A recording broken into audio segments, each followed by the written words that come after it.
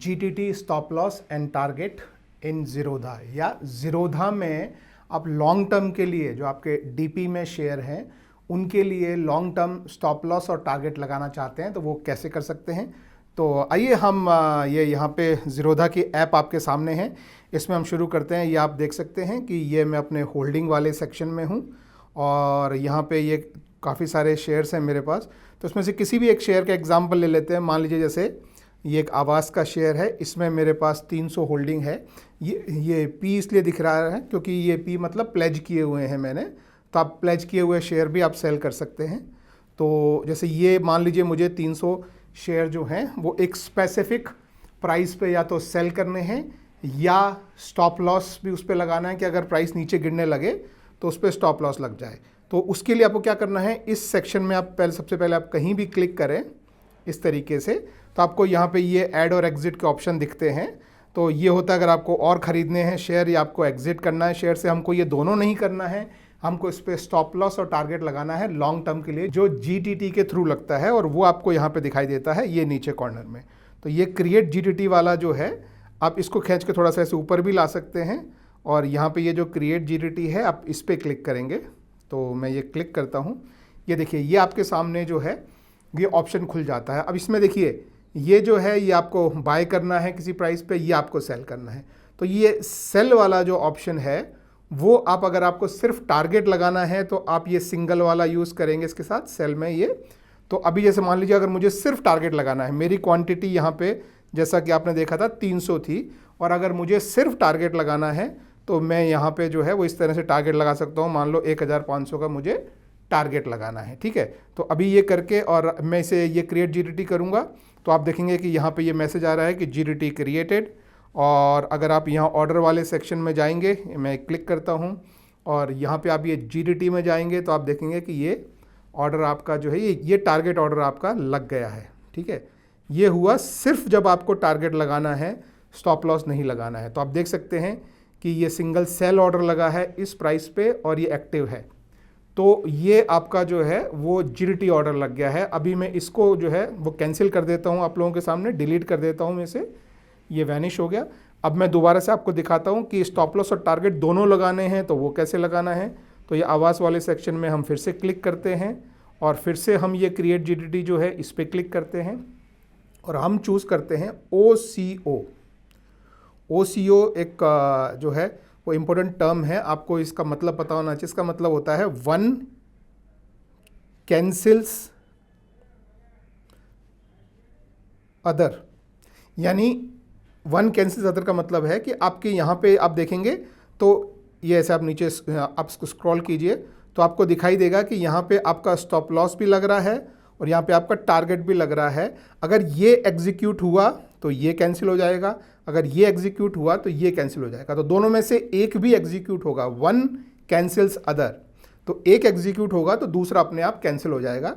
तो ये एक सही स्ट्रेटजी होती है आपके लॉन्ग टर्म शेयर्स में आपको इनको लगाने की। लेकिन एक चीज़ दोस्तों हमेशा ध्यान रखें, मैं फिर बता देता हूँ कि लॉन्ग टर्म के शेयर जो आपके डीपी वाले शेयर जो होते हैं उनको बेचने के लिए आपको CDISL का टी पिन देना पड़ता है, और ये टी पिन आपको हर दिन, जिस दिन भी ये ऑर्डर एग्जीक्यूट हो सकता है, हर दिन नॉर्मली 8 बजे सुबह 8 बजे के बाद आपको एक बार ये टी पिन जो है वो डालना पड़ता है। जिन लोगों का पावर ऑफ अटॉर्नी ज़ीरोधा के पास है उनको नहीं डालना पड़ेगा, लेकिन जिनका पावर ऑफ अटॉर्नी नहीं है या जिनका था रिवोक कर दिया है उनको ये टी पिन जो है वो डेली डालना पड़ेगा। तो ये ध्यान रखें। तो अभी जैसे मैं आपके सामने पहले हम ये स्टॉप लॉस भरते हैं और फिर ये टारगेट भरेंगे। तो जैसे मैं मान लीजिए मैं भरना चाहता हूँ कि भाई प्राइस जो है वो 1280 आ जाए, ठीक है। ये मेरा स्टॉप लॉस का मैं ट्रिगर प्राइस रख रहा हूँ और ये ट्रिगर प्राइस जो है वो करंट प्राइस से लगभग 5.5% नीचे है। अब ये ट्रिगर प्राइस क्या होता है दोस्तों समझिए, जब भी आप कोई स्टॉप लॉस लगाते हैं तो एक ट्रिगर प्राइस है और वो आप एक प्राइस भरते हैं। तो जब ये प्राइस आएगा उस समय आपका ब्रोकर जो है वो एक्सचेंज को आपका ऑर्डर भेजेगा, ठीक है। समझिए आपके जीटीटी जो ऑर्डर होते हैं वो एक्सचेंज के पास नहीं जाते हैं, आपके ब्रोकर के पास रख लिए जाते हैं।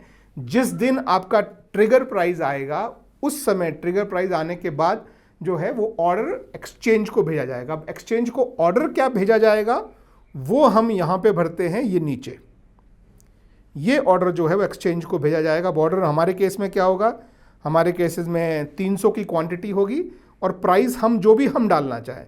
तो मैं नॉर्मली प्रेफर करता हूँ कि जो प्राइस मेरा ट्रिगर में हो वही यहाँ मैं एक्चुअल प्राइस डालूँ। तो मैं इसको भी जो है वो 1280 कर देता हूँ। अब क्या होगा ये देखिए, पूरा समझिए। जब 1280 का प्राइस आएगा, जब प्राइस आ जाएगा गिर के 1280, तो उस समय ब्रोकर जो है वो इसको एक्सचेंज को भेजेगा। एक्सचेंज इस ऑर्डर को चेक करेगा और देखेगा कि क्योंकि ये जो प्राइस हमने डाला है ये एक तरह से लिमिट प्राइस है दोस्तों, ध्यान रखो, इसमें मार्केट ऑर्डर नहीं लगते हैं, तो लिमिट प्राइस है। तो उस समय प्राइस अगर 1280 आ जाएगा तो आपका ये ऑर्डर एग्जीक्यूट हो जाएगा। तो ये जो है ये इस तरह से आप ये लिमिट ऑर्डर भर दिया है। अब इसी को ही अगर आप नीचे स्क्रॉल करेंगे इस तरह से तो आप देखेंगे कि ये दूसरा है टारगेट ऑर्डर। अब टारगेट ऑर्डर में भी आप डिसाइड कर सकते हैं, जैसे मान लीजिए मैं डिसाइड करता हूँ कि टारगेट ऑर्डर में जब 1450 आ जाए, ठीक है। अब ये 1450 जो है वो ट्रिगर प्राइस है और वो करंट प्राइस से कितना ऊपर है, लगभग 7% के आसपास ऊपर है। जब 1450 का प्राइस आ जाए तो मैं अपनी 300 की क्वांटिटी जो है वो मैं बेचना चाहता हूँ और यहाँ भी मैं अपना प्राइस 1450 ही रखूँगा। तो जब भी 1450 प्राइस आएगा ब्रोकर आपके एक्सचेंज को ऑर्डर भेज देगा। एक्सचेंज ऑर्डर को चेक करेगा और देखेगा कि 1450 का प्राइस अवेलेबल है तो वो इसको एग्जीक्यूट कर देगा। और ये दोनों ऑर्डर इस तरह से आपके जाएंगे। ये सेम क्वांटिटी के ऑर्डर हैं। एक 1280 पे स्टॉप लॉस है और 1450 पे टारगेट है। तो ये आपका वन कैंसिल होता है, इन दोनों में से एक भी एग्जीक्यूट होगा तो दूसरा कैंसिल हो जाएगा। ये इंपॉर्टेंट चीज़ है। तो इस तरह से आप अब ये ऑर्डर को यहाँ पे ये क्रिएट जीटीटी ऑर्डर को आप क्लिक कर देंगे। देखिए मेरे केस में ये डायरेक्ट चला गया क्योंकि मैंने CDSL में सुबह 8 बजे के बाद टीपीन का अप्रूवल ऑलरेडी दिया हुआ है। मैं हर दिन, क्योंकि मैं हर दिन ट्रेड करता हूँ, तो रोज़ सुबह मैं 8 बजे के बाद एक बार जो है सारे शेयर्स का अप्रूवल मैं दे देता हूँ। तो अगर मैं जीटीटी ऑर्डर लगा भी रहा हूँ तो वो डायरेक्ट चला जाता है। अगर आपका नहीं लगा होगा तो आपसे वो CDSL टीपिन का वो ऑर्डर जो है वो मांगेगा। अब आप यहाँ ऑर्डर में जाके आप देख सकते हैं कि आपका ऑर्डर जो है वो यहाँ पे ये लगा हुआ है और आप देख सकते हैं ये OCO ऑर्डर दिखा रहा है, मीन्स वन कैंसिल अदर। तो इसमें आपका स्टॉप लॉस भी लगा हुआ है और आपका टारगेट भी लगा हुआ है। तो ये जो है ये आपके लिए GDT ऑर्डर होते हैं दोस्तों, जो आपके स्टॉप लॉस और टारगेट के लिए आप ज़ीरोधा में लगा सकते हैं। Thank you.